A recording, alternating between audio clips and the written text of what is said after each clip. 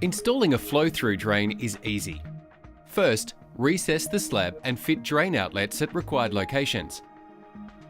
Apply non-shrink grout to fill behind and around the tray, creating a flat level platform. Install the flow-through drain, taking care to make sure the top of the drain is at the required finished level. Apply a polyurethane waterproof membrane. Connect the drain outlets to drainage piping. Run a liberal continuous bead of silicone between the tray and sill. Install the door sill channels into the drain.